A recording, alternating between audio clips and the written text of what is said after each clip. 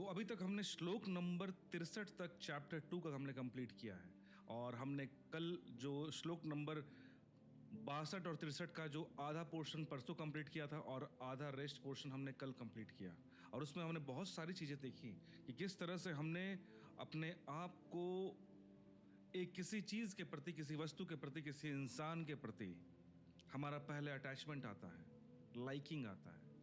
उसके बाद वो लाइकिंग, वो पसंद करना एक आकांक्षा में, एक डिज़ायर में कन्वर्ट करती है कि मुझे वो चाहिए, पाने की इच्छा। उसके बाद शुरू होती है कि भाई हर चीज़ जो तुम सोचोगे वो तो मिल तो जाएगा नहीं रियल लाइफ में, हम जानते हैं। अब रियल लाइफ में जब वो मिलता नहीं है, वहाँ से शुरुआत होती है क्रोध की। अब क्रोध जब आया तो क्रोध जितना ज़्यादा बढ़ते जाता है, आपकी आकांक्षा है उसके लिए, लेकिन उसके लिए आपके मन में क्रोध भी है। उसको मैं इस तरह से यहाँ पे एक, अगर इसको यहाँ बनाया जाए तो ज़्यादा बेटर होगा। कल हमने देखा था इस पे क्या बात हुई है। हमने साफ साफ देखा था कि पहले हमारा एक लाइकिंग चालू होता है, लाइकिंग किसी चीज़ के लिए, या फिर इसको ऐसे कहें कि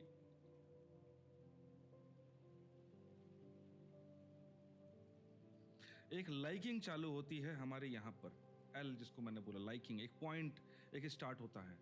उसके बाद शुरू होती है उसके लिए डिज़ायर। फिर हम डिज़ायर पे पहुँचते हैं कि यहाँ पर हमको इच्छा हो गई कि मुझे वो चाहिए, मेरे पास वो होना चाहिए। उसके बाद वहाँ से शुरुआत होती है ऑब्स्टेकल्स की, कि भाई जो भी चीज़ तुम चाहते हो वहाँ पे ऑब्स्टेकल्स तो आएंगे ही आएंगे। इस कारण से हम एंगर हमारे अंदर आता है कि यार ये मैं जो चाहिए ये मिल क्यों नहीं रहा है, यहाँ मुझे ये पहुँचना है ये मिल हो क्यों नहीं रहा है, ये चीज़ मुझे हासिल करनी हो क्यों नहीं रहा है। उस कारण से शुरू होता है ये एंगर। ऑब्स्टेकल आया, ये आया डिज़ायर, उसके बाद आया ऑब्स्टेकल, उसके बीच में थे, उसके कारण से आया हमारे पास एंगर। अब ये क्रोध जितना जितना बढ़ते जाता है कि भाई मुझे चाहत है पर क्रोध आ रहा है, नहीं मिल रहा है, चाहत है, क्रोध मिल रहा है, नहीं मिल रहा है। इस कारण से तुम उस वस्तु, उस इंसान, उस पोजीशन के मोह में पड़ते हो। ऑब्सेशन, आप ऑब्सेस्ड हो जाते हो उस चीज के लिए। ये सारी बातें कृष्ण ने श्लोक नंबर 62 और 63 में की है, वही बता रहा हूं मैं, और कुछ नया नहीं। कि वो इंसान जो गुस्से में होता है, उसकी चाहत है पर वो पूरा नहीं हो रहा, उससे शुरुआत होती है ऑब्सेशन की। कि वो इंसान, बोलते हैं ना कि ये इंसान इस चीज़ से ऑब्सेस्ड हो गया है, इस काम के लिए ऑब्सेस्ड हो गया है। उसका मतलब क्या, इस इंसान के लिए, इस स्त्री के लिए, इस पुरुष के लिए, इस कार के लिए, इस बंगला के लिए एकदम बिल्कुल ऑब्सेस्ड हो गया है, मोह में पड़ गया है कि मुझे चाहिए ही चाहिए। और जितना ज़्यादा कृष्ण ने ये बात कही कि जितना ज़्यादा तुम्हारी आकांक्षा बढ़ती है उतना ज़्यादा एंगर बढ़ता है, और अगर वो काम नहीं हो पा रहा है उस कारण से मोह बढ़ता है, और जितना ज़्यादा मोह बढ़ा और उसके कारण फिर तुम्हारा डिज़ायर्स और बढ़ता है, डिज़ायर्स और इंक्रीज करता है कि भाई मेरे से हो क्यों रहा है, और उसको पाने की इच्छा होती है। अब और डिज़ायर बढ़ा, फिर वहाँ से फिर और एंगर बढ़ रहा है, और फिर वो एंगर बढ़ रहा है और ज़्यादा ऑब्सेशन यानी मोह बढ़ रहा है, और मोह बढ़ रहा है उसके कारण और डिज़ायर बढ़ रहा है, और ये एक साइकिल बनना शुरू हो जाता है। ये चीज़ आपने लाइफ में फील किया होगा, ये चीज़ किस तरह से जिस चीज़ के लिए हम किसी चीज़ को पाना चाहते हैं वो नहीं हो पा रहा है, कोई प्रॉब्लम है, उस कारण से मन में क्रोध है। जरूरी नहीं क्रोध हमेशा आदमी चिल्ला के ही बोले वही गुस्सा होता है, हमारे मन में भी दबी हुई क्रोध, एंगर होता है। और याद रखना, क्रोध कोई रियल में कोई क्वालिटी है नहीं, ये सिर्फ और सिर्फ एक बाई प्रोडक्ट है। बाई प्रोडक्ट है तुम्हारे डिज़ायर के एनर्जी का, the energy of your desire. जो तुमने चाहत की वो चीज़ें अगर रुक रही हैं, ब्लॉक हो रही हैं, तो जहाँ पे वो ब्लॉक हो रही है वहीं पे, जैसे आपने इलेक्ट्रिसिटी का कॉन्सेप्ट अगर पढ़ा हो तो वहाँ पे क्या होता है, कोई भी वायर वगैरह गर्म क्यों होता है। अगर हम एक तार से इलेक्ट्रिसिटी पास करें तो वो तार गर्म होने लगती है, क्यों? क्योंकि उस तार में अपना एक रेजिस्टेंस होता है, उस वायर में अपना रेजिस्टेंस होता है, और उस इलेक्ट्रिसिटी के फ्लो को वो रोकता है, एंड बिकॉज ऑफ दैट वो हीट अप होता है। उसी तरह यहाँ समझें कि एक एनर्जी तुम्हारे मन से निकली कि भाई मुझको ये चीज़ पाना है, अब वहाँ पे वो पा नहीं पा रहे हो, एक ऑब्स्टेकल आ रहा है तुम्हारे लाइफ में कि ये चीज़ इस कारण से नहीं हो रहा है। जो भी कारण हो, कारण की बात नहीं हो रही यहाँ पर, कारण बहुत सारे होंगे। तुमने एक किसी चीज़, किसी वस्तु, किसी पोजीशन, किसी अचीवमेंट का डिज़ायर किया, उसके बीच में ऑब्स्टेकल्स बाय डिफ़ॉल्ट हैं। ये प्रकृति का नियम है, ये हर किसी के लिए है। लेकिन बिकॉज ऑफ दैट ऑब्स्टिकल्स तुमने कोई चाहत की और वो बीच में टकराता है जब उन ऑब्स्टिकल से, तब जाके शुरुआत होती है एंगर की, मन में क्रोध की कि यार मैं इतने मेहनत कर रहा हूँ फिर भी सिलेक्शन क्यों नहीं हो रहा इस एग्जाम में, इतनी मेहनत कर रहा हूँ ये बिजनेस सक्सेसफुल क्यों नहीं हो रहा, इतनी मेहनत कर रहा हूँ ये यूट्यूब चैनल चल क्यों नहीं रहा, इतनी मेहनत कर रहा हूँ ये कॉन्सेप्ट मुझे समझ में क्यों नहीं आ रहा, इतनी मेहनत कर रहा हूँ यार वो इंसान मुझसे भी प्रेम क्यों नहीं करता जो जिस तरह मैं करता हूँ। इस टाइप के सारे डिजायर्स ऑब्स्टेकल के कारण हमारे मन में क्रोध पैदा करता है, और जब वो क्रोध पैदा होता है तो हम वहां से भागते नहीं है, उल्टा हमारा मन उसके लिए और ज्यादा सम्मोहित हो जाता है, मोह में पड़ जाता है कि नहीं मुझको वो चाहिए ही चाहिए, चाहिए ही चाहिए। वो चीजें हमारे मन में फिर राइज अप होनी शुरू होती हैं। अब जैसे ही मोह और बढ़ा तब और डिजायर बढ़ा। याद रखना, मोह का सीधा संबंध डिजायर से है। डिजायर का संबंध मोह से नहीं था, डिजायर के कारण एंगर आया, और एंगर के कारण तुम्हारे पास मोह ऑब्सेशन आया, और ऑब्सेशन जैसे बढ़ा उस कारण से डिजायर और बढ़ता है कि नहीं यार अब तो मुझे और पसंद हो गया है, अब तो मैं पागल हो चुका हूं उस चीज के लिए, अब तो मैं और हासिल करके रहूंगा चाहे जो हो जाए, चाहे जो हो जाए। इस तरह से तुम उस चीज में पढ़ते हो, और एक बार ये लूप चालू हो गया इससे निकलना बहुत मुश्किल हो जाता है। और कृष्ण ने फिर श्लोक नंबर 63 में एक बात की कि जब हम इस लूप में फंसते हैं और मोहग्रस्त हमारी चेतना हो जाती है, यहां से शुरू होता है एक नया विपत्ति। वो विपत्ति क्या है कि तुम्हारी चेतना अंधी होनी शुरू होती है। अर्थात किस तरह से, जैसे कहते हैं ना कि इंसान मोह में अंधा हो चुका है, उसे सही गलत दिखना शुरू बंद हो जाता है। इसलिए कृष्ण ने कहा कि बिकॉज ऑफ दिस मोह तुम्हारी शुरुआत होती है तुम्हारी स्मृति, स्मृति यानी मेमोरी, वो लूज करना शुरू करते हो तुम। मेमोरी का मतलब ये नहीं तुम बोलोगे कि अच्छा मेरे को तो हर चीज याद है, मेरा ब्रेन तो बिल्कुल काम कर रहा है, क्या बात कर रहे हो तुम, मेमोरी लूज कर रहे हो। नहीं, मेमोरी का अर्थ मतलब यहीं यहाँ पे ये है, स्मृति का अर्थ कि वो स्मृति हमारे ब्रेन का एक पार्ट है। इस बात को समझो, हमारे बुद्धि का एक पार्ट है जो कि एक स्टोरेज का काम करता है। ये स्मृति जो है हमारे पास्ट को याद रखा है, हम प्रेजेंटली जो इंटरेक्ट कर रहे हैं उसको हैंडल करता है, और फ्यूचर में क्या संभावना है उसको स्पेकुलेट करता है। अब इन दोनों ही केस में क्या चीजें होती हैं कि स्मृति जब भ्रष्ट होती है, कृष्ण ने ये कहा बिकॉज ऑफ मोह, इसका मतलब जो तुमने सच्चाई, जो रियल वर्ल्ड से जो तुम इंटरेक्ट कर रहे थे, जो रियल ट्रुथ तुम देख पा रहे थे, वो देखना तुम्हारा बंद हो गया। वो देख पा रहे हो फिजिकली, लेकिन उसको प्रोसेस करना तुम्हारा बंद हो गया कि क्या सच्चाई है, किस मोह में तुम पड़ गए हो और सत्य नहीं देख पा रहे हो। तुम पास्ट का डेटा नहीं देख पा रहे हो, इन्फॉर्मेशन नहीं देख पा रहे हो, ज्ञान नहीं देख पा रहे हो, प्रेजेंटली क्या चीजें तुम्हें समझनी चाहिए वो तुम समझ नहीं पा रहे हो, और फ्यूचर में उसका क्या परिणाम हो सकता है वो तुम नहीं कैच कर पा रहे हो। इस कारण से ही कृष्ण ने कहा कि इस मोह में पड़ने के बाद तुम्हारी स्मृति भंग होती है। अब एक बार ये स्मृति भंग हुई, और हमने ऑलरेडी बात की अभी कुछ देर पहले कि स्मृति तुम्हारे बुद्धि का एक पार्ट है, तो कृष्ण ने कहा कि एक बार स्मृति नष्ट होने के बाद तुम्हारी बुद्धि नष्ट होनी शुरू होती है, और इसके बाद शुरू होता है तुम्हारे बुद्धि का खत्म होना, बुद्धि नाश होना। और बुद्धि का मतलब समझ लेना कि बुद्धि बहुत जरूरी नहीं कि जो बुद्धि तुम यूज करते हो कॉन्शियसली। बुद्धि का अर्थ है इंटेलिजेंस, और इंटेलिजेंस को कल हमने पढ़ा था इस बात को कि इंटेलिजेंस मतलब वो नहीं कि जो सिर्फ तुम चीजें यूज कर रहे हो, दैट इज योर इंटेलेक्ट। उस इंटेलिजेंस का जो पार्ट तुमने यूज कर लिया वो इंटेलेक्ट है, जिसको तुमने यूज करना सीख गए। पर ऐसी तुम्हारी बुद्धि की और भी पॉसिबिलिटीज हैं जो भी अनटच्ड हैं, वो फ्यूचर में शायद तुम एक्सेस कर पाते अगर तुम हम किसी मोह में पड़कर तुम अपने जीवन को बर्बाद न करो। लेकिन बिकॉज ऑफ स्मृति नष्ट, तुम्हारा कॉन्शियस ब्रेन तो मार खा ही रहा है, अनकॉन्शियस माइंड भी, तुम्हारा अनकॉन्शियस माइंड भी वो भी लूज हो रहा है। इस कारण से तुम्हारे बुद्धि का नाश होता है। और कृष्ण ने कई श्लोकों से हमें एक ही बात बता रहे हैं कि जिसकी बुद्धि नाश हुई उसका ओवरऑल पूरी के पूरे जीवन नर्क में कन्वर्ट होगा। और यहां से शुरू होता है कि हेल लाइफ, कि भाई लाइफ खराब। तो ये कि पूरा का पूरा साइकिल एक किस तरह से एक लाइकिंग अटैचमेंट से डिजायर, डिजायर से ऑब्स्टेकल के कारण एंगर, और एंगर के कारण पैदा हुआ मोह मतलब ऑब्सेशन, और बिकॉज ऑफ ये लूप और लाइकिंग और एंगर और ऑब्सेशन और लाइकिंग और एंगर और ऑब्सेशन, ये लूप में इंसान पढ़ते जाता है। और बिकॉज ऑफ दैट, इस मोह के कारण तुम्हारी स्मृति नष्ट होती है, स्मृति नष्ट होने के कारण तुम्हारी बुद्धि पर प्रभाव पड़ता है, तुम्हारी बुद्धि की सोचने की क्षमता कम हो जाती है, और उस बुद्धि, अगर तुम्हारे पास बुद्धि नहीं बचा तो कुछ नहीं बचा, और तुम्हारी जिंदगी बर्बाद होनी शुरू होती है वहां से। और इसको रिवर्स बैक करने का एक ही रास्ता है कि तुम उस मोह को तोड़ो, उस डिसलाइक को तोड़ो, उस लाइकिंग को तोड़ो, उस चाहत को कम करो, ताकि ऑटोमेटिकली वो एंगर खत्म हो। एंगर कम होगा अपने आप, वो मोह कम होगा। क्योंकि जैसे ही कृष्ण ने एक बात हमें समझाई थी, ओशो ने भी समझाई कि अगर वो चीज जो चीज तुम लाइक कर रहे हो, जिस चीज़ के लिए तुम्हारे पास डिज़ायर है, या तो वो डिज़ायर पूरा हो जाए, तब उससे मोह भंग हो जाएगा। और अगर पूरा नहीं हो रहा है तो दूसरा रास्ता है कि उस डिज़ायर को कम किया जाए लाइफ में। जितने ज़्यादा तुम्हारे लाइफ में डिज़ायर्स कम होते जाएंगे, चीज़ों से मोह तुम्हारा कम होते जाएगा। इसी को कहते हैं मोह भंग होना। जब कोई बोलते हैं ना कि इस इंसान का जीवन में उतना मोह नहीं है किसी चीज़ से, अर्थात कि उसका डिज़ायर नहीं है उस चीज़ के लिए। अब डिज़ायर नहीं है इसका मतलब ये मत समझ बैठना भाई कि नहीं वो तब ज़िंदगी जीना ही नहीं चाहता, वो तो पहाड़ों में जाना चाहता है, ऐसा नहीं है। डिज़ायर का मतलब ये नहीं होता कि वो इंसान जीवन को नहीं जिएगा, हर चीज़ नहीं परफॉर्म करेगा। वो हर चीज़ करेगा। जब श्री कृष्ण अर्जुन को युद्ध भूमि में ये बातें बता रहे हैं, तो अर्जुन को जंगल भेजने की बात नहीं कर रहे थे कृष्ण। अर्जुन को सिर्फ ये बता रहे थे कि तुझे तेरा जो प्रेजेंटली किसी आउटपुट को दिमाग में रखे बिना जो काम करना है, तुझे वो करना चाहिए। तो कृष्ण अर्जुन को ये समझा रहे हैं। समझने वाली बात ये है, बस बिकॉज ऑफ डिजायर्स तू जो काम कर्म करने वाला है, तू पहले ही अगर डिजायर में पड़ गया तो दिक्कत तेरे साथ ये आती है कि तू उस डिजायर में खो जाता है। उस डिजायर के बारे में तू सोचने लगता है, उसके लूप में चला जाता है। उस डिजायर के कारण तेरे अंदर एंगर आता है और तू उस सपनों की दुनिया में एक मोह का दुनिया बना लेता है।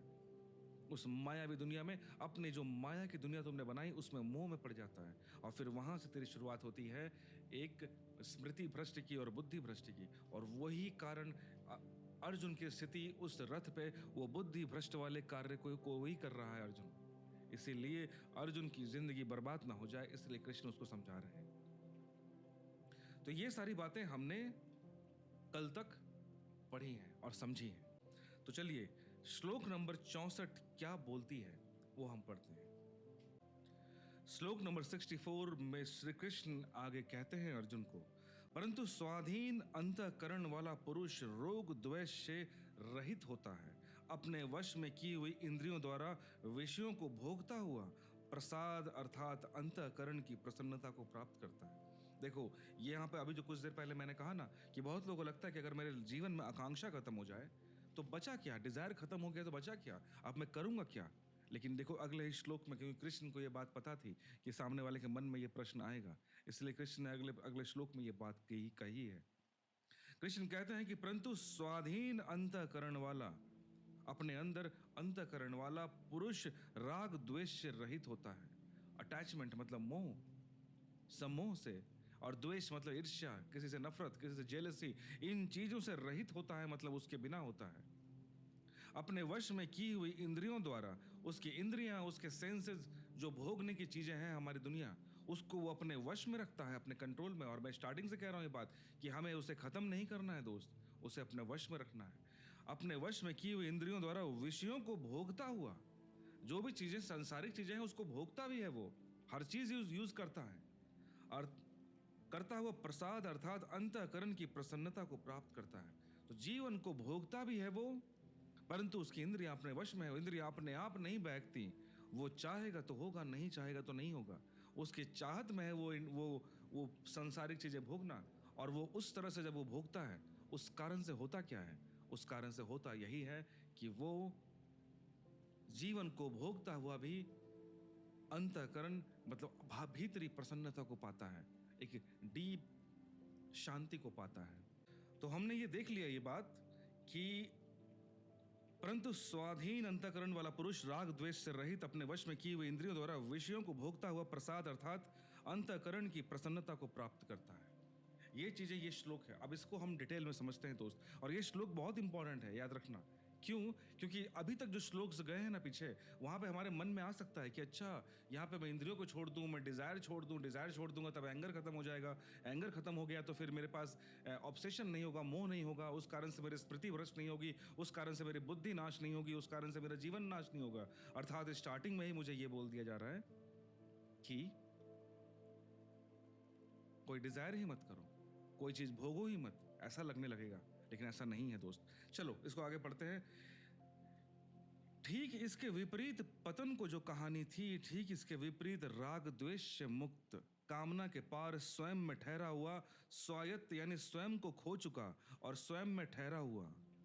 अभी जो कहानी हमने समझी, अभी जो कथा हमने समझी, अभी जो यात्रा हमने देखी, वह स्वयं को खोने की है। देखो मैंने इसलिए कहा ना कि वो जो पिछले वाले श्लोक्स थे देखो यार, गीता भी मैं पहली बार पढ़ रहा हूँ ना, तो बहुत मेरे लिए बहुत एक्साइटमेंट है कि यार क्या ट्विस्टिंग है हर जगह, कि आपको लगता है कि अच्छा हाँ ये मैंने कृष्ण ये बोल रहे हैं, अच्छा इसके बाद तो मैं एक क्वेश्चन मारता हूँ, मालूम पड़ा कि वो क्वेश्चन ऑलरेडी नेक्स्ट में कृष्ण ने जवाब दिया हुआ है।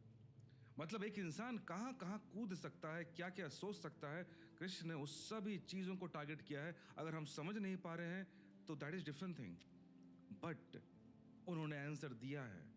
ये हमारी जिम्मेदारी है कि उस चीज़ को डिकोड करना, और ओशो ने उस चीज़ के लिए बहुत अमेजिंग वर्क किया है। Thanks I thank Osho for this one.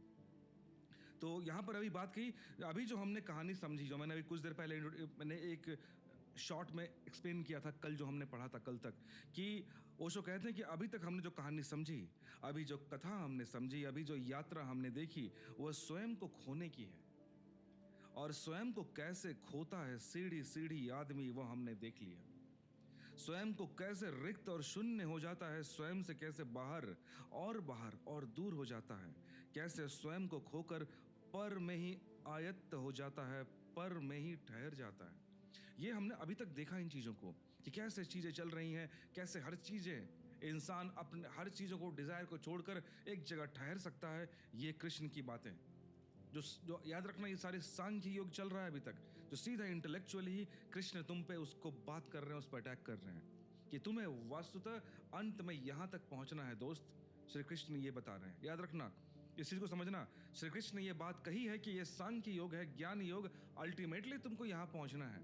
अगर तुम सच में बुद्ध और महावीर की आत्मा लेके पैदा हुए, तुम डायरेक्ट यहां पहुंच जाओगे। As I told you, you will reach there. पर इसकी प्रोबेबिलिटी बहुत कम है।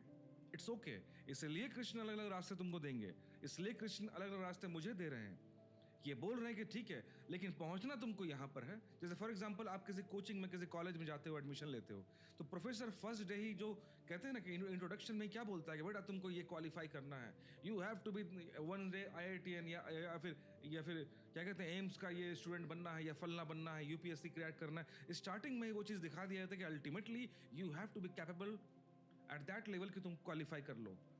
लेकिन उसके बाद तुम बच्चा एज ए स्टूडेंट बोलते हो कि सर अभी तो मेरे पास पता ही नहीं है, नॉलेज नहीं है, क्या करना है, वो सब क्या बात बोल रहे हो, बड़ी बड़ी बातें। देन द टीचर्स से कि चलो ठीक है, अब तुमको मैं रास्ता दिखाता हूँ, और भी रास्ते, कि कैसे तुम अगर ये 1 साल की ट्रेनिंग लेने वाले हो, तो with what motive, what's the procedure, इस तरह तुम यहाँ पहुँचोगे। लेकिन जो मेन टारगेट है, कृष्ण ने स्टार्टिंग में ही दिखा दिया हमें कि यहाँ तुम्हें पहुँचना है। लेकिन यहां पहुंचने से पहले बहुत सारी चीजें आएंगी। एज ए नॉर्मल ह्यूमन हम बोलेंगे कि आप मेरे आकांक्षाओं पे, अब मेरे डिजायर्स पे अब ताला लगवा रहे हो, ये कैसे करूं, मैं बंद कर दूं क्या? तो कृष्ण बोलते हैं कि तुम उन विषयों को भी, उस जीवन को भी भोग सकते हो, और तब भी चरम आनंद में रह सकते हो। हाउ? वो है इंद्रियों को वश करके।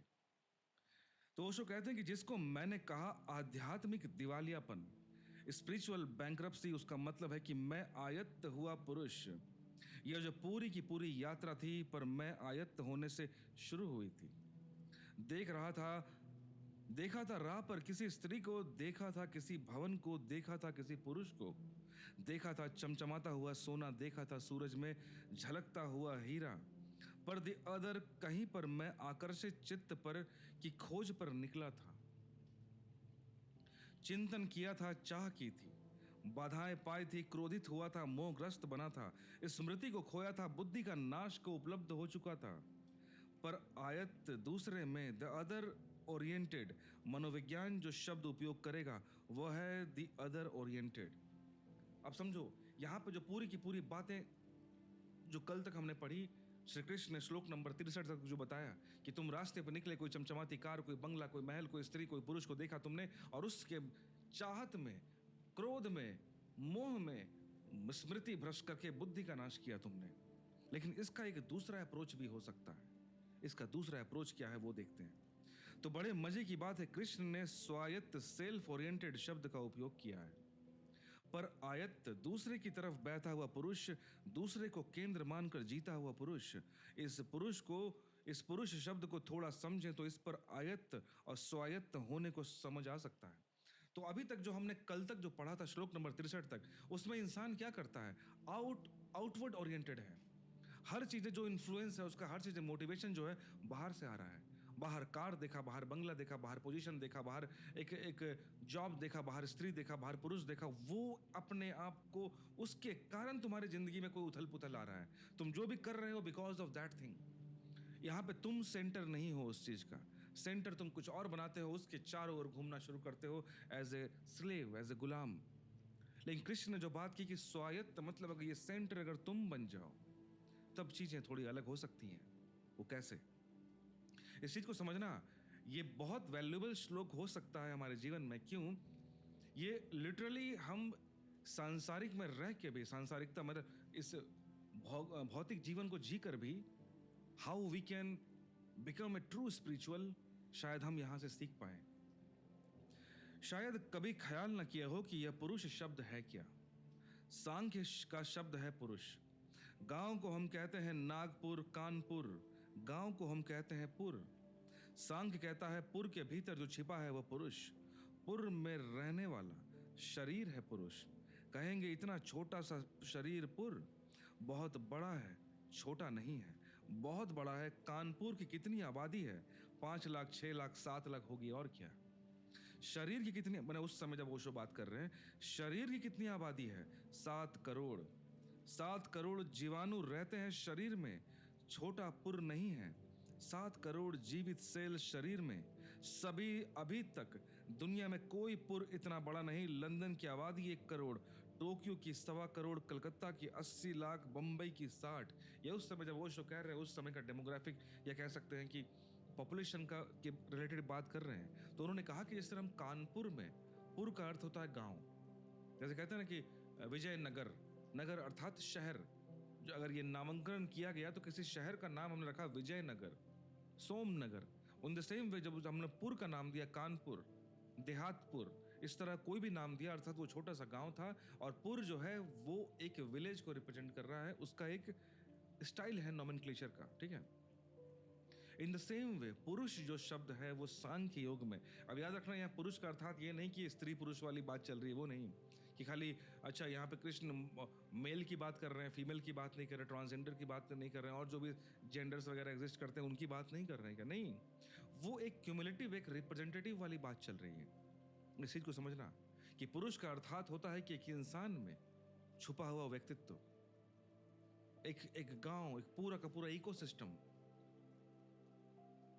अभी मनुष्य के शरीर के बराबर पूर्ण पृथ्वी पर बनी नहीं है। मनुष्य एक एज ए इंडिविजुअल इतना ज्यादा विशाल है, हमें लग सकता है कि एक शरीर क्या है। तो यहाँ पे एग्जाम्पल वही दिया कि एक शहर, ये गांव में लोग 8-10 लाख, 1 करोड़ लोग रहते होंगे। दिल्ली ऐसे शहर में एट द मोमेंट 3 करोड़ लोग रहते हैं, ठीक है। लेकिन ओशो बोल रहे हैं कि एक शरीर पर, एक ह्यूमन बॉडी पे करोड़ों जीवाणु, बैक्टीरिया एग्जिस्ट करते हैं। एक पूरा का पूरा उनका इकोसिस्टम है। और अगर आप मॉडर्न साइंस में पढ़ोगे तो आपको मालूम पड़ेगा गट बैक्टीरिया के बारे में इतनी बातें की जाती हैं। पूरा का पूरा बायोसिस्टम है, उनका अपना इकोसिस्टम है। अगर आपके गट्स जो आते होती हैं, जो गट्स का पूरा सिस्टम है, उसमें थोड़ा सा भी उथल पुथल हो गया ना, आपकी जिंदगी एकदम हेल हो जाएगी।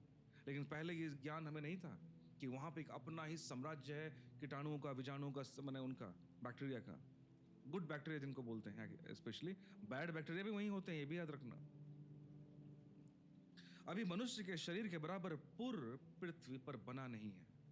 7 करोड़, क्या इससे कोई फर्क पड़ता है कि छोटे छोटे प्राणी रहते हैं?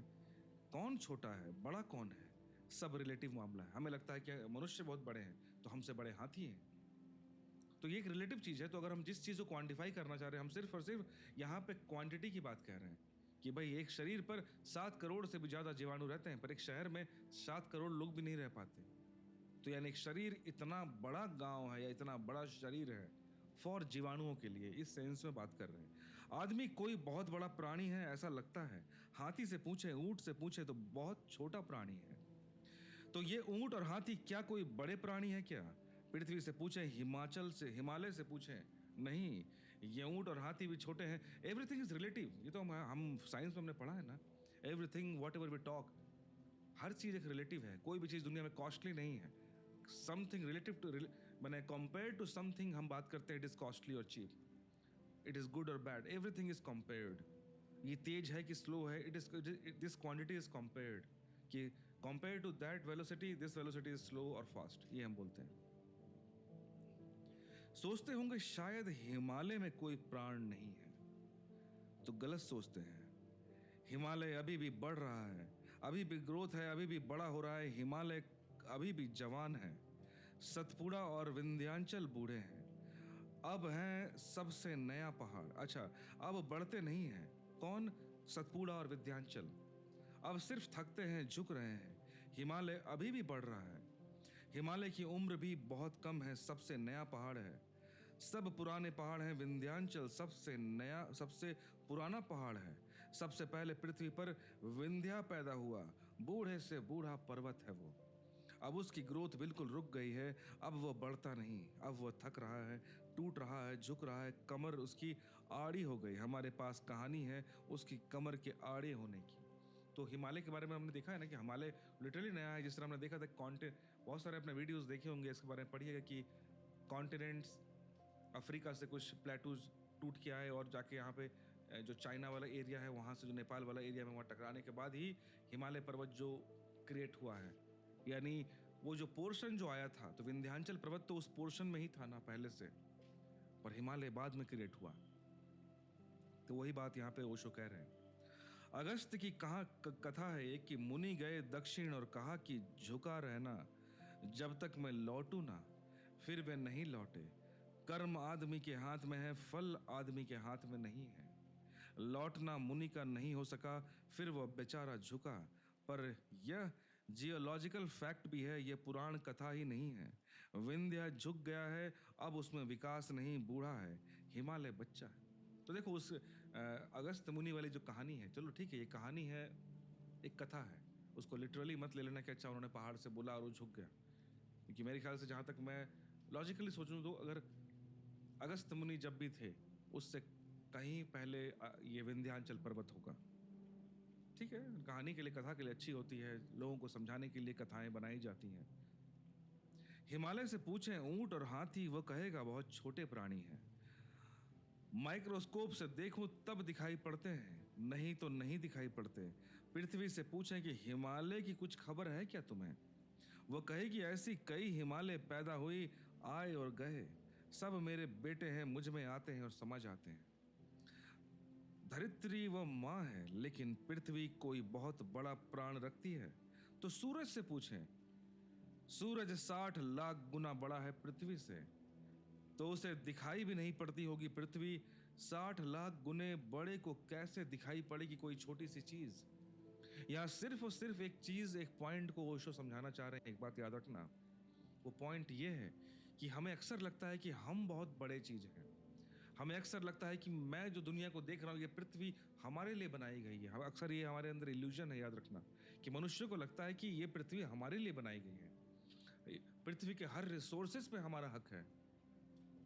हम चाहे किसी भी जानवर को मार दें सड़क पर, कि भाई हमारी सड़क थी, हमारा मोहल्ला था, यहाँ जानवर कैसे आ गया, जबकि हम ये भूल जाते हैं कि उस जानवर का ही जमीन पे भी उतना ही हक है।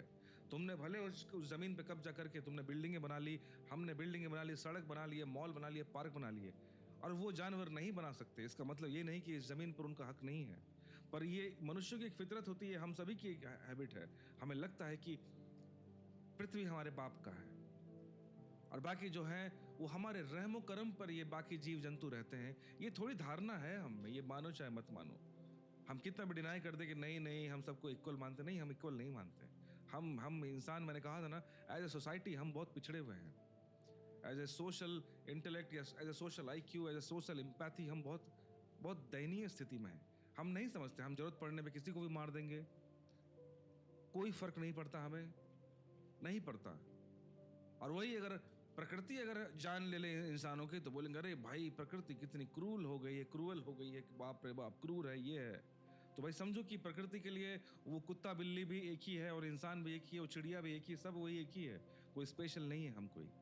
इस सत्य को बताने के लिए ओशो ये बता रहे हैं कि अगर तुमको लगता है कि तुम बहुत बड़े हो, तो इस तरह से वो ले जा रहे हैं कि पृथ्वी को लगे कि हिमालय बहुत छोटी, हिमालय जैसे कई पर्वत आए और गए, पृथ्वी ये बोलती है। पृथ्वी को लगे कि अगर वो बड़ा, तो सूर्य से पूछो कि पृथ्वी क्या बड़ी है, जिससे 60 लाख गुना कोई बड़ा कोई स्ट्रक्चर है, उसके लिए पृथ्वी क्या चीज है, कुछ नहीं। पर सूरज कोई बहुत बड़ा है कि अगर सूरज को ये लग पड़े, मत इस ख्याल में पड़ना, बहुत मीडियोकर स्टार है वो, मध्यम वर्गीय।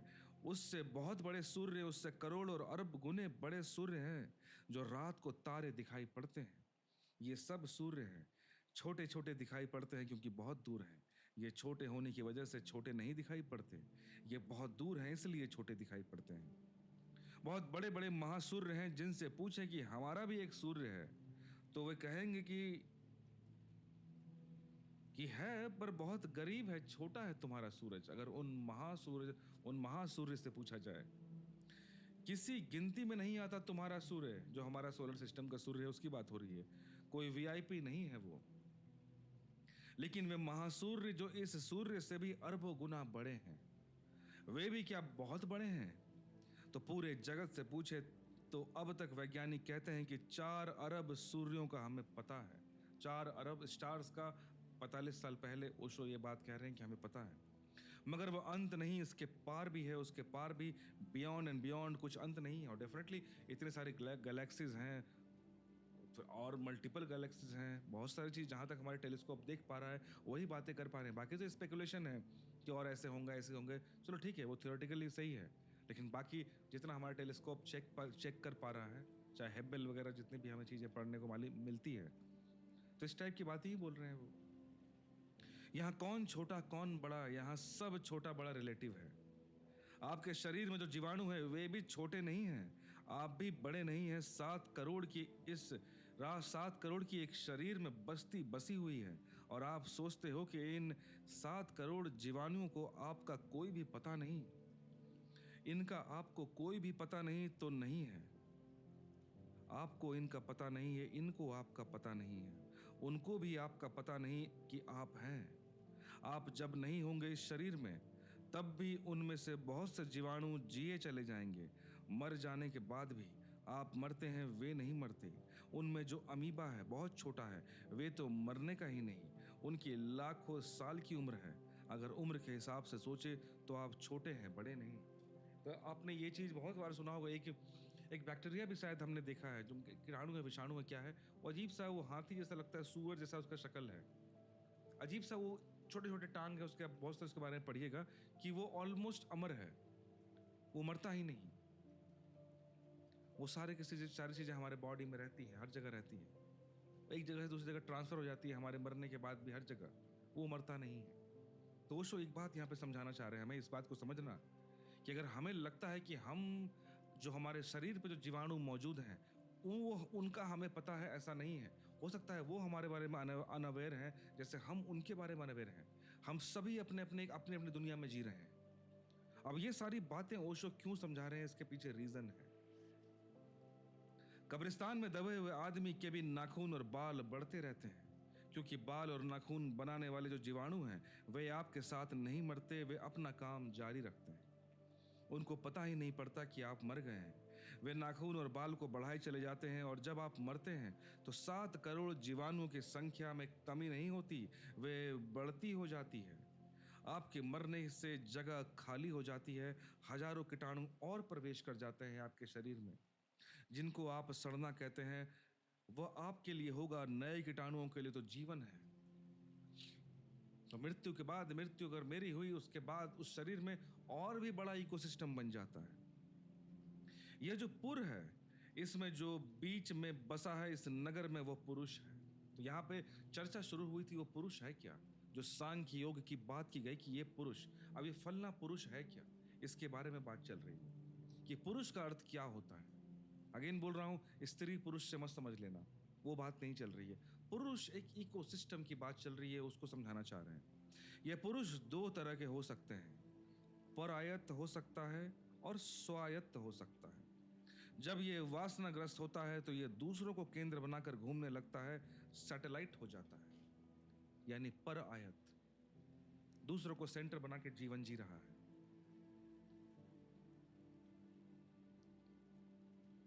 जैसे चांद सैटेलाइट है, वह जमीन को केंद्र बनाकर घूमता है। जमीन भी सैटेलाइट है, वह सूर्य को केंद्र बनाकर घूमती है। सूर्य भी सैटेलाइट है, वह किसी महासूर्य को केंद्र बनाकर घूमता है। सब अदर ओरिएंटेड हैं। कौन? पर आयत है, सब दूसरों के रिलेटिव काम कर रहे हैं। जो कर रहे हैं वो किसी और को सेंटर, किसी और को धुरी बना के उसके चारों ओर जीवन को बिता रहे हैं। तो यानी जिनकी जो पुरुष दो तरह के होते हैं, जब वो वासनाग्रस्त होता है, वासना मतलब डिजायर, और डिजायर्स हमेशा बाहर की ही होती है, डिजायर्स कभी अंदर की नहीं होती है। डिजायर हमेशा बाहरी चीजों को, जिनको हम भोगना चाहते हैं, जिनको हम कंज्यूम करना चाहते हैं, जिनका आनंद लेना चाहते हैं, आनंद भी शब्द गलत है, जिनको हम बस खपाना चाहते हैं, जिससे हमारे अहंकार की तृप्ति होती है, वो आकांक्षाएं, वो डिजायर्स सिर्फ और सिर्फ बाहर से ही पूरा होता है। उसके लिए पूरे के पूरे जीवन तुमको एक बाहर किसी पॉइंट पे सेंटर करके ही चलना पड़ेगा, चाहे कोई जॉब हो, कोई फैमिली हो, कोई रिलेशन हो, कोई पैसा हो, धन हो, पावर हो, whatever desire you have, that need to be other oriented. लेकिन उन्हें माफ किया जा सकता है क्योंकि उनकी चेतना इतनी नहीं कि वे जान सके कि क्या अदर है और क्या सेल्फ, क्या स्वयं है, क्या परे। ये बात मैंने कल भी एक बात कही थी, उसको जोड़ के मैं खाली एक लाइन ऐड करता हूँ दोस्त। कल मैंने कहा था ना कि एक जानवर और एक मनुष्य में बहुत बड़ा एक अंतर है। बाकी सब चीज़, पूरा का पूरा सिस्टम, जिस तरह से हम भोगते हैं वैसे वो भोगते हैं जीवन को। जैसे हमारे अंदर में आत्माएं हैं, वो हैं, ये हैं, सब चीज़ें हैं। बस एक अंतर है कि वो अपनी चेतना के प्रति उतना अवेयर नहीं होगी, उनकी बुद्धि इनवर्ड ओरिएंटेड नहीं है। वो उनके पास चेतना है लेकिन वो उतना चेतना के लिए अवेयर नहीं है। पर मनुष्य के पास एक कैपेबिलिटी दी गई कि हम अपने चेतना के प्रति चैतन्य हो सकते हैं, कॉन्शियस हो सकते हैं। जानवरों में ये क्वालिटी नहीं है। लेकिन यहीं पे, इसलिए यहाँ पे ओशो ने बात बोली कि हर प्लैनेट, अर्थ, मून, स्टार्स, सब अदर ओरिएंटेड हैं, किसी और को धुरी बना के घूम रहे हैं। तो इसमें उन्हें गलती भी नहीं, क्योंकि वे अपनी चेतना के बारे में उतना नहीं जानते हैं शायद। एक समझो, एक मेटाफोरिक चीजें चल रही हैं, इसको लिटरली मत पकड़ लेना कि क्या पता तुमको चेतना के बारे में, क्या पता उसके पास हो, या क्या पता चेतना हो ही ना उसके पास। बहुत सारे आर्गुमेंट बोल सकते हैं, इसका मेरे पास प्रूफ भी नहीं होगा, ओशो के पास भी प्रूफ नहीं होगा। लेकिन बस एक मेटाफोरिक एग्जाम्पल को समझो। एक एग्जाम्पल जब हम देते हैं तो वो एक किसी और चीज को समझने के लिए हम बातें कर रहे हैं। तो ओशो कहते हैं कि लेकिन उन्हें माफ किया जा सकता है, उन प्लैनेट्स की बात कर रहे हैं, क्योंकि उनकी चेतना इतनी नहीं कि वे जान सके कि क्या अदर है और क्या सेल्फ, क्या स्वयं है और क्या पर, दूसरा। आदमी को माफ नहीं किया जा सकता, वह जानता है कि क्या दूसरा है, क्या अपना। पति पत्नी का सैटेलाइट है, पत्नी के आसपास घूम रहा है, कभी छोटा वर्तुल बनाता है, कभी बड़ा वर्तुल बनाता है, वर्तुल मतलब सर्किल, लेकिन पत्नी के आसपास घूम रहा है। पत्नी पति की सैटेलाइट है, वह उसके आसपास घूम रही है। कोई धन के आसपास घूम रहा है, कोई काम वासना के आसपास घूम रहा है, कोई पद के आसपास। सैटेलाइट पर आयत है, दूसरा केंद्र है। हम तो सिर्फ परिधि में घूम रहे हैं, यही दिवालियापन है। तो ओशो ने कल एक आध्यात्मिक दिवालियापन की बात की थी, तो वहां पे यही इसी तरह से होता है। कोई धर्म के चारों ओर घूमने लगता है तो वो भी आध्यात्मिक दिवालियापन में घुसता है वो इंसान। तो ओशो ने कहा कि सैटेलाइट्स वगैरह या भी जो भी चीजें हैं, उनको तो अंदर की चेतना के बारे में पता नहीं, इसलिए उनको माफ करो। लेकिन जो मनुष्य है उसको पता है क्या दूसरा है, क्या अपना है। इतना कॉन्शियसनेस हम सभी के पास है। आप ये नहीं बोल सकते कि नहीं मुझे पता नहीं। अगर ऐसा है कि आपको पता ही नहीं, देन अच्छी बात है, देन यू आर रिटार्ड, और आपको कोई दिक्कत नहीं है, आपको प्रकृति भी माफ कर देगी। लेकिन अगर आपको पता है कि ये चीज मुझे पता है कि क्या दूसरा है, क्या अपना, क्या बाहर आउटर ओरिएंटेड है, क्या इनर ओरिएंटेड है, ये चीजें हमें ज्ञात है कि ये चीजें होती हैं। लेकिन हम अपने केंद्र स्वयं है, किसी के आसपास नहीं घूम रहे, तो आदमी स्वायत्त हो जाता है। तो अक्सर हमारी धुरी क्या होती है? कोई स्त्री, कोई पुरुष, कोई धन, कोई कार, कोई बंगला, कोई पोजीशन, कोई what ever desires you have, आप उसको लेते हो, उस वहां पे कील ठोकते हो, उससे एक रस्सी बांधते हो, और दूसरा छोर रस्सी का हम अपने आप से बांधते हैं और चारों ओर उसके ओर घूमना शुरू कर देते हैं। यही करते हैं ना हम। तो ओवरऑल ओशो यहाँ पे यही कह रहे हैं कि लेकिन अगर वही केंद्र, वो धुरी हमने अपने अंदर बना ली, बाहर की जगह, तब हम स्वायत्त हो जाते हैं, अपने ओरिएंटेड हो जाते हैं। यही सम्राट होना है, यही स्पिरिचुअल रिचनेस है, जिसको जीसस ने किंगडम ऑफ गॉड कहा, परमात्मा का साम्राज्य कहा। उसको कृष्ण कह रहे हैं स्वायत्त हुआ पुरुष परम आनंद को उपलब्ध हो जाता है, क्योंकि पर आयत हुआ पुरुष परम दुख को उपलब्ध होता है। दूसरे को पॉइंट रख के, दूसरे को धुरी बना के घूमने वाला इंसान हमेशा ही दुख पाएगा। याद रखना, जब भी हमें दुख होता है ना, एक बात याद रखना, अधिकतर रीजन क्या होता है उसका, कि हमें एक उम्मीद जगती है। याद रखना, जब भी हम कोई डिजायर करते हैं ना, तो डिजायर के साथ एक आती है एक्सपेक्टेशन। हमारे सारे प्रॉब्लम का, सारे दुख का रीजन है एक्सपेक्टेशन।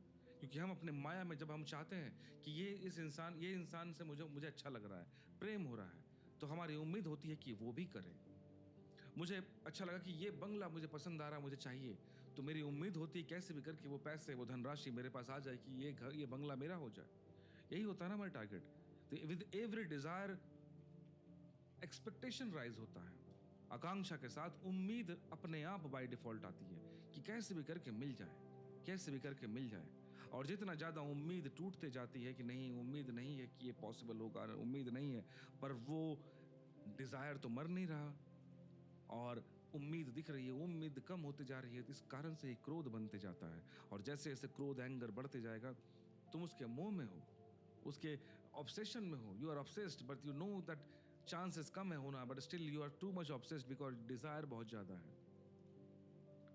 तो ये जो उम्मीद है, जैसे जैसे उम्मीद टूटती है, ये दुख देना शुरू करता है। वो जो एंगर है वो दुख में कन्वर्ट होना शुरू होता है। तो पर एक इंसान अगर अपने अंदर ले ले, दूसरों के पास वो डोरी ना बांधे, अपनी डोरी खुद के साथ खुद में ही समेट ले, तब वहां पे डिजायर नहीं रहता। और डिजायर नहीं तो एक्सपेक्टेशन नहीं, और एक्सपेक्टेशन नहीं तो दुख नहीं। तो ओशो कहते हैं कि क्योंकि पर आयत पर हुआ पुरुष परम दुख को उपलब्ध होता है। दुख यानी पर आयत होना, आनंद यानी स्वायत्त होना। दूसरों को धूरी बना के घूमना मतलब दुख का कारण, और खुद को धूरी बना लेना परम आनंद का जैकपॉट लग जाने जैसी है। ये सब समाधिस्थ व्यक्ति की तरफ ही वे इशारे करते जा रहे हैं अर्जुन को, कि वे सब दिशाओं से, अनेक अनेक जगहों से वे इशारे कर रहे हैं कि समाधिस्थ पुरुष यानी क्या, जिसकी प्रज्ञा स्थिर हो गई हो यानी क्या, जिसकी चेतना जाग गई होगी वो कैसा होगा, जिसकी स्थिति, जिसकी स्मृति स्थित प्रज्ञा में जो जा चुका है, जिसकी चेतना, प्रज्ञा, बुद्धि स्थिर हो चुकी हो, ठहर गई, यानी क्या, वो कैसा होगा। क्योंकि अर्जुन ने ये सवाल किया था कृष्ण से, तो ये सवाल करने के बाद ही ये सारे के सारे आंसर्स श्री कृष्ण अलग अलग फॉर्म में दे रहे हैं। हर तरफ से वो पूछ रहे हैं, इस बात को समझो। तो वे सब समाधिस्थ व्यक्ति की तरफ वे इशारा करते हैं अर्जुन को, सब दिशाओं से, अनेक अनेक जगहों से वे इशारा कर रहे हैं कि समाधिस्थ पुरुष यानी क्या। वह जो सवाल पूछ लिया अर्जुन ने, तो हो सकता है वह खुद भी भूल गया हो कि उसने क्या सवाल पूछा था। अर्जुन ने कहा ना कि सवाल पूछा है, शायद अर्जुन भूल भी गया हो कि सवाल क्या पूछा था, लेकिन कृष्ण नहीं भूले हैं। कृष्ण बोले कि तुमको बेटा बता के ही रहेंगे क्या होता है। लेकिन कृष्ण उसके सवाल को समस्त दिशाओं से ले जा रहे हैं, कहीं से भी उसकी समझ में आ जाए कि समाधिस्थ, स्थित प्रज्ञा वाला, स्थिर चेतना वाला इंसान कैसा होता होगा। तो वे कह रहे हैं कि जो स्वयं को ही अपना केंद्र बना ले, जिसका अब कोई पर केंद्र नहीं, किसी और केंद्र पर वो नहीं घूम रहा, ऐसे पुरुष परम ज्ञान को, परम शांति को, परम आनंद को उपलब्ध हो जाता है। और यहां पर यह श्लोक नंबर 64 अंत हुआ। तो यहां पर एक बात समझने वाली बात है दोस्त, कि हम इंद्रियों को भोग सकते हैं, लेकिन अगर हमारी धुरी हमारे पास रहे, अगर सेंटर पॉइंट हमारे पास है, तब कोई दिक्कत नहीं है।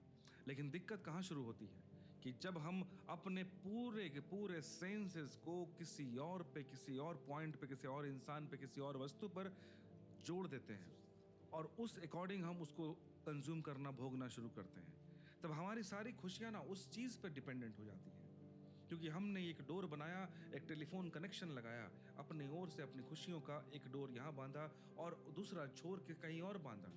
अब इससे क्या होता है, जब तक वो वस्तु मिल रही है तब तक आनंद है, जब तक एक कनेक्शन बना हुआ है तब तक आनंद है, खुशी मिल रही है हमको।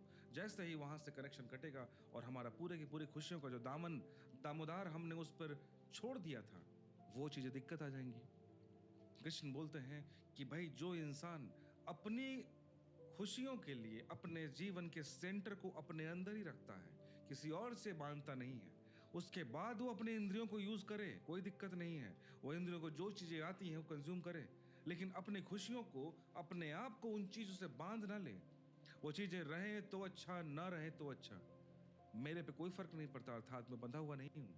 वो चीजें आई, भोग नहीं, अगर वो खुद भुगवाना चाहती हैं, मतलब समझो बात को, कंज्यूम्ड होना चाहती हैं, हो जाए, पर मेरी चाहत नहीं है, मेरा एक्सपेक्टेशन नहीं है तुमसे। अच्छा खाना आया मैं खाऊंगा, लेकिन मैं सपने नहीं देखता अच्छे भोजन का। आया तो ठीक है, नहीं आया तो भी ठीक है। मेरी खुशियां, मेरा आनंद उन अच्छे भोजन पे, अच्छे घर पे, अच्छे गाड़ी, अच्छे गमले, अच्छे बंगले, अच्छे रिश्तों पे नहीं डिपेंडेंट है। कृष्ण वही बोल रहे हैं, एक बार इंसान सेल्फ सेंट्रिक हो जाए, उसके बाद वो कुछ भी करे उसे फर्क नहीं पड़ेगा। नहीं फर्क पड़ेगा, बिल्कुल फर्क नहीं पड़ेगा। और ये अमेजिंग बात है दोस्त, इसको आपको लग सकता है कि कितनी बड़ी बड़ी बातें कृष्ण कह रहे हैं, लेकिन नहीं, बहुत फंडामेंटल बात लाइफ की बता रहे हैं कि बस जो मिस्टेक हम हर वक्त करते हैं, एक बार तुम पढ़ाई करना शुरू करो कि बिना किसी उम्मीद का भी, चलो ठीक है, मैं रिजल्ट क्या है मेरी खुशियां उस पर डिपेंडेंट नहीं है, लेकिन मैं जो करूंगा उसके बाद एक्सपेक्टेशन, विदाउट एनी एक्सपेक्टेशन काम करना शुरू करो, अमेजिंग काम होगा। एक रिश्ते में जाते हो, किसी से रिलेशनशिप में, पति पत्नी, as a girlfriend boyfriend, whatever relation you have, कोई दोस्त का, किसी जो भी रिश्ता है, विदाउट उसके अपनी खुशियां उससे जोड़ मत लो कि वो है तो मेरी खुशियां हैं, वो ना रहे तो ये। एक बार ये सब चीज तोड़ दो, उसके बाद उस रिश्ते में रहो, फिर देखना तुम कितना ज्यादा उसमें इन्वॉल्व रहो, कितना ज्यादा तुम्हें मजा आएगा उस समय, क्योंकि भय नहीं होगा। क्योंकि जब भी हम अपने खुशियों किसी और से जोड़ते हैं ना, और उस वक्त सारा का सारा दामोदार उस पर डालते हैं, उस समय एक्सपेक्टेशन भी आता है और साथ में उम्मीदें जो हैं भय लेके आता है, क्योंकि तुमने अपने पूरे खुशियों का नौवा उसके साथ जोड़ दिया है कि वो कहीं चला ना जाए, खत्म ना हो जाए, छोड़ ना दे, तो दुख का पहाड़ टूट पड़ेगा। तो एक भय आता है, और भय युक्त मन कभी भी शांत नहीं हो सकता। इसलिए कृष्ण ने बताया ये बात कि जिसकी चेतना स्थिर है, जिसकी प्रज्ञा स्थिर प्रज्ञा है, वो जो इंसान बुद्धि से शांत हो चुका है, वो इंसान भय में तो नहीं हो सकता। और जहां तुम अपनी डोरी, अपने खुशियों की डोरी, अपने आप को किसी और सेंटर के अकॉर्डिंग बांधते हो और उम्मीद में बनते हो, और उस उम्मीद के कारण एक भय की उत्पत्ति होती है, जन्म होता है, तो तुम्हारी मन शांत तो कभी नहीं रह सकता ना। तो यहां पर यह श्लोक नंबर 64 खत्म हुआ।